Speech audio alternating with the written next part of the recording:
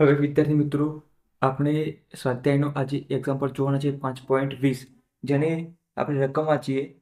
0.5 કિલોગ્રામનો એક પદાર્થ સીધી રેખામાં વેગ v ઇઝ ઇક્વલ ટુ એ એક્સની 3/2 થી મુસાફરી કરે છે અથવા જાય છે, જ્યાં એ ઇઝ ઇક્વલ ટુ 5 મીટર પર -1/2 એસ ની -2 તેના x ઇઝ ઇક્વલ ટુ 0 થી x બરાબર 2 મીટર સ્થાનાંતર દરમિયાન પરિણામી બળ વડે કેટલું કાર્ય થયું હશે.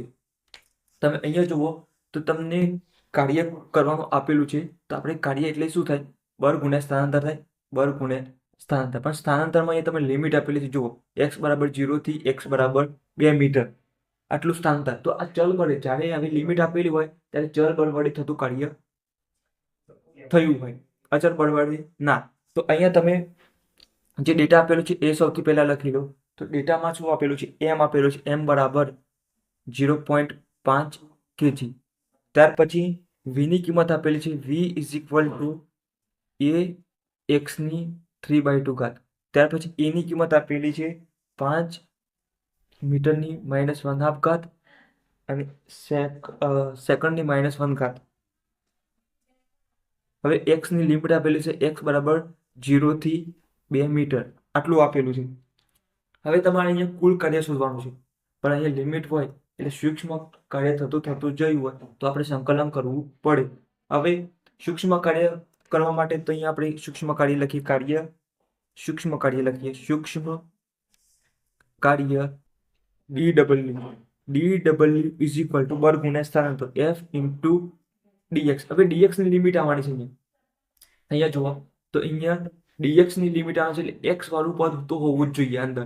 તો x વાળું પદ જુઓ, અહીંયા તમે આ બધી કિંમતો મૂકશો તો x વાળું પદ આવશે. એટલે અહીં x વાળું પદ આ છે, આ x વાળું પદ. એટલે તમારે v ના અંદર સમીકરણ હોવું જોઈએ. ત્યારે v ની તમે કિંમત મૂકશો તો એ x ની 3/2 મૂકશો. તમે એ v ની કિંમત મૂકશો ત્યારે x વાળું પદ આવશે અંદર. તો x ની લિમિટ તમે 0 થી 2 મૂકશો એટલે તમારે v વાળું, અને v જુઓ, v ના અંદર એ આવી ગયો છે તો એની કિંમત પણ અહીંયા આવી જવાનું છે. એટલે તમારે સમીકરણ ટૂંકમાં v ના અંદર કન્વર્ટ કરવું પડશે. v ના અંદર કન્વર્ટ કરવાનું છે. તો હવે અહીંયા તમે કિંમતો મૂકશો. f ની કિંમત શું થાય? f બરાબર m a, અને dx નું તો dx જ રહેશે હાલ. હવે અહીંયા જુઓ, m a એ છે તો વેગ ભાગ્યા સમય, એ ઇક્વલ ટુ શું લખાય? dv/dt લખાય, dv/dt અને ઇન્ટુ dx. હવે અહીંયા આપણે v ના અંદર કન્વર્ટ કરવાનું છે સમીકરણ. તો અહીંયા જુઓ, dv તો છે જ, ઉપર dv તો છે એટલે એ dv ને ફેરફાર ના કરવાનો. પણ અહીંયા તમે dx/dt એટલે અહીંયા લાવી દે નીચે, તો શું થાય? dx/dt ને v કહેવાય. તો અહીંયા m, અહીંયા dv એમને એમ રહેશે, અને અહીંયા dx ના નીચે શું આવી જશે? dt આવી જશે. પણ આ dx/dt ને શું કહેવાય? v કહેવાય. તો m અને m dv અને અહીંયા v. તો અહીંયા જુઓ, m આ v ને આગળ લખી દઈએ, v અને અહીંયા dv. તો આ સૂક્ષ્મ કાર્ય તમને મળી ગયું. જુઓ, સૂક્ષ્મ કાર્ય v અને dv ના અંદર કન્વર્ટ થઈ ગઈ. તો હવે v ની તમે કિંમત મૂકજો એ x ની 3/2. તો તમે જે લિમિટ આપેલી છે x 0 થી 2 મીટર એ તમે મૂકી શકો છો અહીંયા. તો આ થઈ ગયું. હવે અહીંયા આપણે કુલ કાર્ય શોધી લઈએ. કુલ કાર્ય W ઇઝ ઇક્વલ ટુ, હવે આપણે સંકલન કરવાનું 0 થી 2, 0 થી 2. હવે થઈ ગયું. હવે અહીંયા તમે સૂક્ષ્મ કાર્ય લખી લો. સૂક્ષ્મ કાર્યનો 0 થી 2 નો સરવાળો કરશો, સંકલન એટલે સરવાળો, તો આ તમને કુલ કાર્ય મળી જશે. હવે 0 થી 2 સૂક્ષ્મ કાર્યની કિંમત લખી દો, m v dv, m v dv, m v dv. હવે અહીંયા જે બદલાતું હોય એનું સંકલન થાય. m અચળ છે તો m નું મૂલ્ય બદલાતું નથી. આ તમારે બહાર લઈ લેવાનું. શું કરવાનું? બહાર લઈ લેવાનું. હવે અહીંયા v નું સંકલન કરો તો સંકલનમાં શું હોય?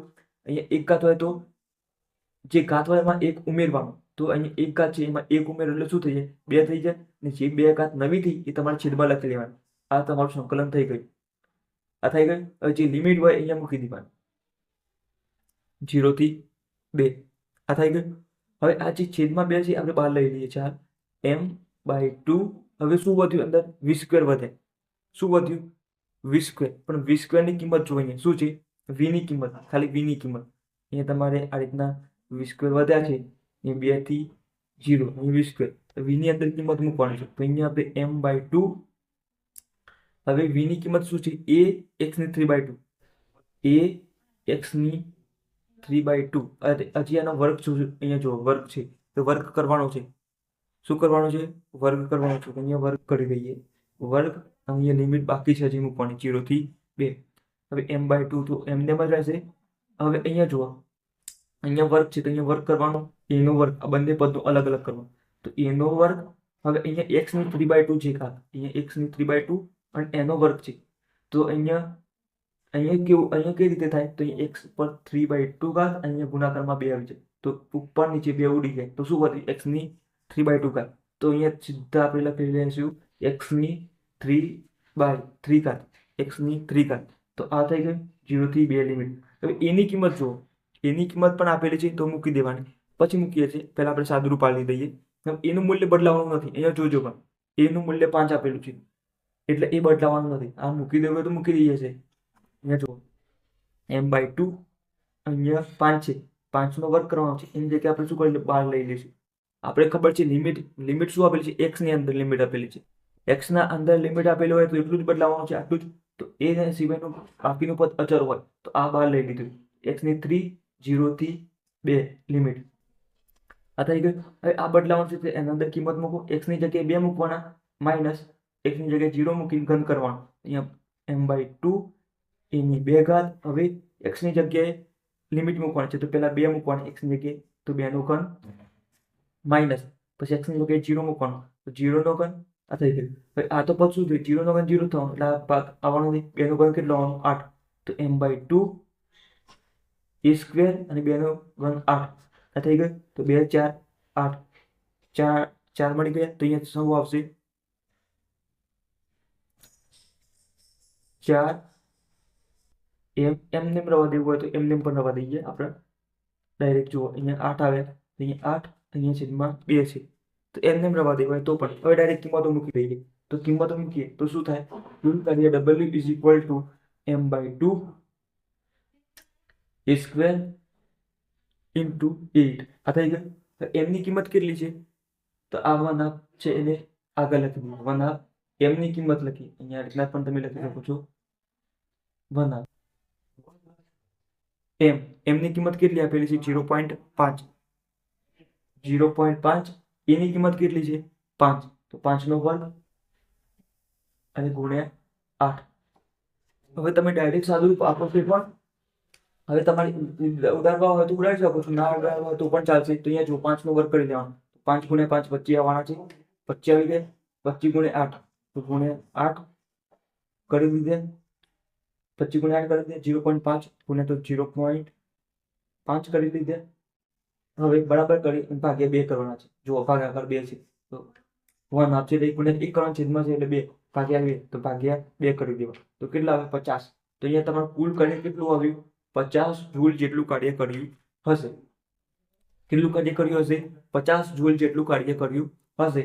તો અહીંયા આ એક્ઝામ્પલ મેં તમને એકદમ ઇઝી રીતે સમજાવવાનો પ્રયત્ન કર્યો છે, કારણ કે અહીંયા v ax આપેલું છે. તો આપણું સમીકરણ પહેલા કઈ રીતે કન્વર્ટ કરવાનું એ અંદર જ તમને આપેલું છે. તો અહીંયા જો x માં બદલાય છે તો તમારે x વાળી કિંમત તો આ સમય અહીંયા આવી જ જોઈએ.